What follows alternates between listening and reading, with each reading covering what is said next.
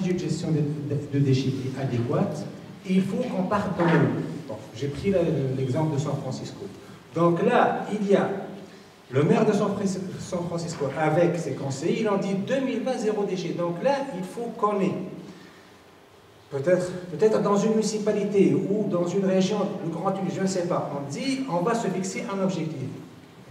Puis après ça, on va travailler partout dans cette région, vers le pays, pour arriver à cet objectif. Nous, en Tunisie, si on dit par exemple, fixons-nous jusqu'à l'horizon 2020 ou 2022, 25% de valorisation des déchets. Mais là, il faut quelque chose qui fonctionne à travers le pays, mais pas des projets pilotes, parce que les projets pilotes, il y a eu Abéja, puis, d'accord, puis après ça, c'est un projet pilote, après ça, on fait un autre projet pilote, d'accord. La deuxième chose, c'est le compostage des déchets. Bon, le compostage en Tunisie, ce qu'on nous dit, ça, on ne peut pas le vérifier. On nous a dit, oui, nous avons 2 tiers à 3 quarts des déchets qui sont des déchets organiques. Il y a eu des projets pilotes, encore une fois, surtout, oui, c'était le Khadra, Hayy al-Khadra, après le Tunis et Abéja, où ils ont essayé, d'après ce qu'ils disent encore, à grande échelle, de produire du compost. Selon le résultat officiel qu'ils nous ont fourni, ils nous disent ce compost, il est de très mauvaise qualité. Parce que le Tunisien ne sait pas trier les déchets. Est-ce que c'est vrai ou c'est pas vrai? Je ne sais pas. C'est encore une fois, c'est cette agence-là. C'est ça le problème, c'est très centralisé. Cette agence-là, elle a des pouvoirs divins, c'est le dieu des déchets. Elle fait tout à travers le pays. Elle fait des projets pilotes, des essais, tout ça, puis disent, ah, ça n'a pas marché. Ça coûte 200 tonnes le compost, alors que le compost commercial coûte seulement 50 dinars. Puis en plus, c'est de très mauvaise qualité, il y a des impuretés, il y a du plastique, c'est ce qu'ils nous disent. Mais est-ce que c'est vrai ou pas, on ne le saura jamais peut-être. D'accord. Donc nous, on nous dit, le Tunisien ne sait pas trier ses déchets, on va le faire avec le TMB. On va utiliser un traitement mécano-biologique, avec ça va coûter une fortune, mais on va le faire, puis ça va donner un produit qui est encore pire peut-être.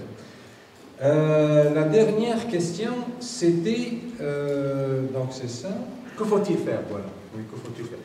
La question est très difficile, pourquoi? Parce que durant les 20 dernières années, on a tellement créé d'effets sur le terrain, la solution elle va être extrêmement difficile et ça ne va pas être facile. Les 5 à 10 prochaines années, ça va être très difficile. Bon, c'est facile de parler de compostage, de tout ça.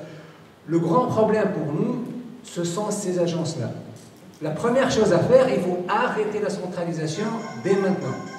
Il faut, selon nous, il faut revenir à zéro. Il faut arrêter la fuite vers l'avant. On a fait un peu le dégazage, on fait je ne sais pas quoi, on essaie le TMB, on essaie l'enrubanneuse des déchets, on a tout essayé, puis rien n'a fonctionné. Donc, la première chose, c'est, techniquement, pour avoir une stratégie de gestion de déchets complète et adéquate dans une région donnée, il faut un minimum de 300 tonnes de déchets jour. Donc, on a vu la moyenne, donc il faut diviser peut-être le pays en des régions de 300 000 habitants au plus, pour pouvoir avoir une stratégie de gestion où on peut faire le biomasse, on fait le compostage et tout ça. Parce que, moins que ça, ça va être une stratégie qui va être coûteuse et qui ne va pas être efficace. Les stratégies aussi, il y a d'autres facteurs qui rentrent en considération. L'infrastructure, comment est-ce qu'on va acheminer ces déchets? Est-ce que ça va être avec les routes? C'est très compliqué. Mais la première chose, c'est arrêter la centralisation à outrance. Donner, renforcer les capacités techniques, financières des municipalités, des communes. Tout cet argent fou-là, il doit impérativement aller vers les communes et les municipalités. D'accord? Puis elles vont trouver des solutions. Avant, elle les a trouvées avec les décharges sauvages. Elles connaissent leurs déchets, elles connaissent la population, elles connaissent l'infrastructure. Si on leur donne les capacités financières et les capacités techniques, je suis confiant qu'elles vont trouver des solutions adéquates dans un temps qui est assez raisonnable, mais encore une fois, dans la situation actuelle, où il y a surtout avec ces agences-là du ministère de l'Environnement, ils sont en train de mener une guerre sans merci contre la décentralisation.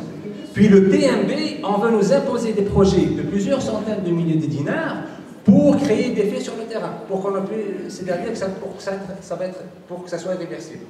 Ok, شكرا. Une minute. Alors, Francine, non. Je n'ai pas d'idée sur la quantité ni la profondeur.